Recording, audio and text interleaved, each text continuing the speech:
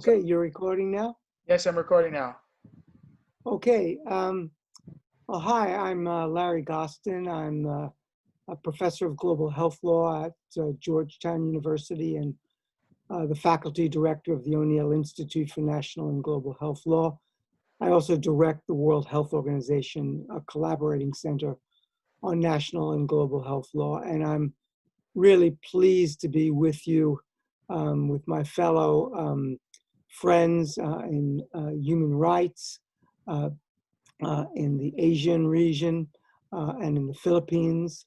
I have warm regards for you and hope you're all staying healthy and safe during this historic pandemic. I've been asked to talk about vaccine distribution and particularly equity. Um, I perceive that we're kind of moving to the next critically important phase of the COVID-19 pandemic. Up until now, we've seen one surge when COVID ravaged through Wuhan and mainland China, then through East Asia, and then Europe and the Americas, and then across the globe. And we're now, in many places, in the middle of a second wave, particularly in Europe and North America and in Latin America, although many Asian states have done quite well with coping with COVID, but not all of them. And so now we're in the phase of, trying to develop, approve, distribute a vaccine, and we want to make sure that that vaccine process goes smoothly, but we also want to make sure that it goes equitably so that every human being on Earth will have a fair chance to get the vaccine at an affordable cost, and that you won't have vaccines that are saving people in high-income countries while people are dying in low and middle-income countries. Because every human being has equal worth, and there's no reason at all why we should not think of a vaccine for COVID-19 as a public global good, which means that it should be available and affordable to everybody, wherever you live, whatever your race, whatever your gender, whatever your income. And so what are the challenges to doing this? Well, let me start by saying that we've recently gotten extraordinarily good news from clinical trials on the COVID-19 vaccine. Both two American companies, Pfizer and Moderna, both reported interim results from phase 3 clinical trials.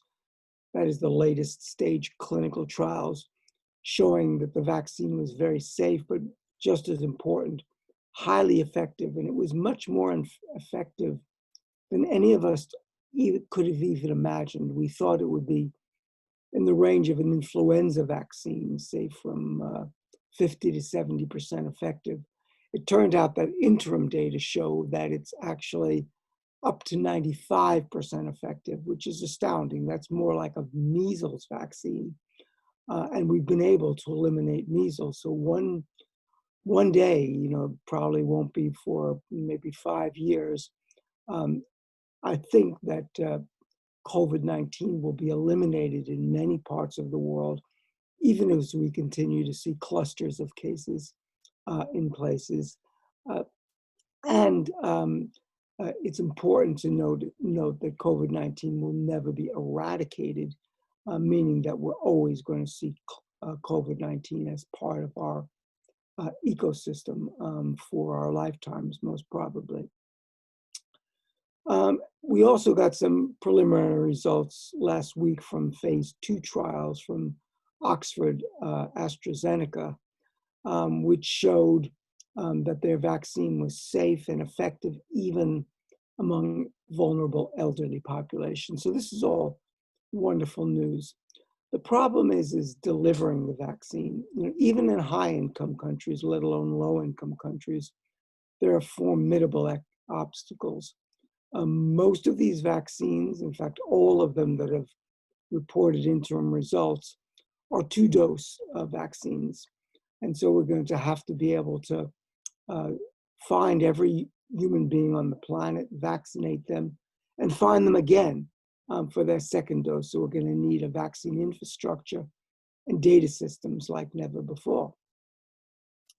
We're also worried about particularly the Pfizer vaccine, which requires a deep, deep freeze of minus 70 degrees Celsius. And that will be very, very hard to do in low-income countries, in rural parts, and in poor parts of the world, and indeed poor parts of even rich countries like the United States. And then there's vaccine hesitancy. I was recently part of a scholarly group that wrote in Nature Medicine about vaccine acceptance throughout the world, and many parts of the world have very high levels of vaccine hesitancy. And I know that in the Philippines in particular, given the dengue vaccine, there's particular suspicion about vaccinations. And there's a very avid anti-vaccination misinformation out there on the internet and in social media. So these are enormous obstacles.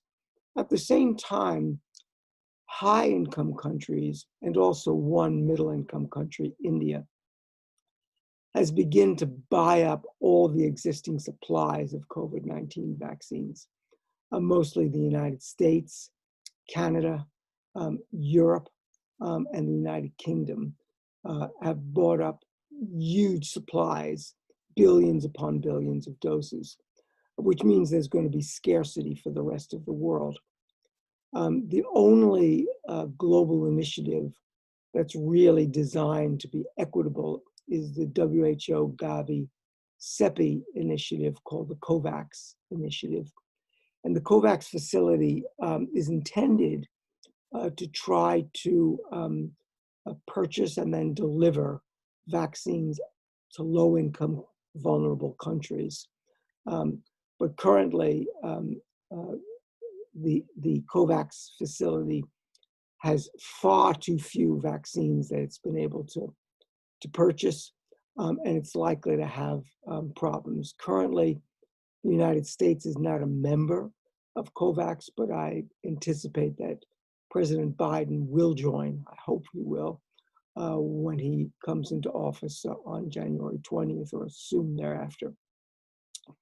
So there are major, major challenges with equitable distribution of the vaccine. Let me end just by saying that the human right of health, that is the right to health, is the most important right that all of us possess. And right now we're in the midst of an historic global pandemic that's taking countless lives with hospitalizations and human, social, and economic suffering. People can't go back to work. Businesses can't operate. People are lonely. They're frightened. And the only solution now is a highly effective vaccine. But it would be not just a disaster in terms of ethics if the vaccine were not equitably distributed, because equity and justice are at the heart of law and ethics. But it would also be, very damaging to global security, because as Dr. Tedros of WHO has said, unless no one's safe, unless we're all safe. And so we have to make sure, both because it's the right thing to do for ethics and justice, and because it's the effective thing to do, which is to roll out the vaccine on an affordable, equitable basis to every human being on the planet. Right now, we have a few emergency use authorizations for COVID-19 vaccines from places like the United Arab Emirates, Russia, and China. But they're based upon preliminary results. We expect more and more approvals, and we expect second and third generation vaccines. Task number one for our planet is to make sure that those vaccines get into the hands of public health professionals in all countries, in all regions, in all communities, and so that everyone is entitled to gain the most fundamental human right.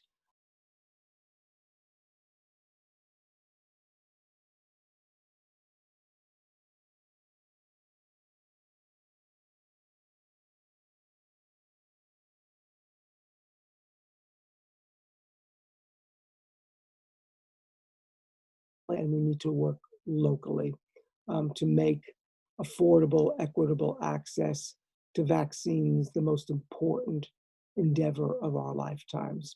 Thank you very much for inviting me. I really do appreciate it and wish you all very well. Stay healthy and safe.